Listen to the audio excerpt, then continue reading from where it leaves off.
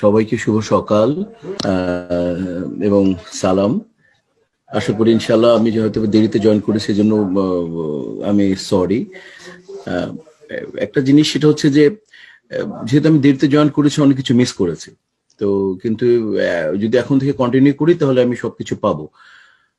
তো সবচেয়ে বড় কথা হচ্ছে যে স্টার্টটা করে দেওয়া আর কি। স্টার্ট করার পরে সেটাকে অনুশীলন করতে হবে, যেটা আমার সানি ভাই বলে গেলেন। সানি ভাই বরাবরই ভাবে বলেন এবং আজকে তো যথেষ্ট তীব্র ভাষায় বলে গেলেন যে কারো কিছু হবে না, তারা যারা কাজ করতেছেন তারা সাকসেস পাবেনি। আর যারা এভাবে ওই লাইক কমেন্টস দেওয়ার জন্য কাজ করতেছে সেটা তাদের রেজাল্ট অন্যরকম হবে। কিন্তু আসলে কাজ করতে হবে, মানে একটা টার্গেট নির্ণয় করে একটা গোল নির্ণয় করে কাজ করে দিতে স্টার্ট করে দিতে হবে।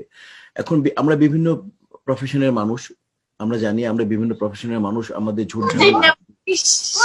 এই মুহূর্তে যেটা বিষয়, এই মুহূর্তে খুব ইজি ভাবে সম্মানের সাথে একটা জায়গায় দাঁড়িয়ে সম্মানের সাথে বাসায় থেকে আপনি শুধু আপনার অনুশীলনকে আপনি যদি কাজে লাগান এবং আপনি যদি কাজ করে যান তাহলে সাকসেসটা চলে আসবে।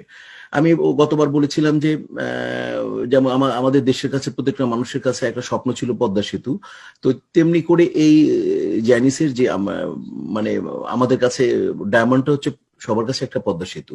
তো পদ্মা সেতু যেমন একবারে নির্ণয় হয় নাই, নির্মাণ হয় নাই, স্পাম গুলো বসানো হয়েছে, মাটির নিচে অনেক কাজ করা হয়েছে, তেমনি করে কাজ করতে হবে। এবং এটা মনে হবে অনেক কঠিন কাজ, এত কঠিন কাজ মনে হবে যে সম্ভব না সম্ভব না, এটা শয়তানি বলে আর কি, মানুষের ভেতরে একটা শয়তান রাখে। কিন্তু সেটা না করে আমরা অনুশীলন নেমে যাই। কারণ দেখেন যে যদি অনুশীলন না নামা যায় তাহলে কিন্তু পিছানো যাবে। তো মানে আমরা একজন আরেকজনকে না বলি যে আপনার সাকসেস কতটুকু, তার সাকসেস কতটুকু, এটা আমরা না দেখি। আমরা দেখি আমাদের সামনে কারা আছে।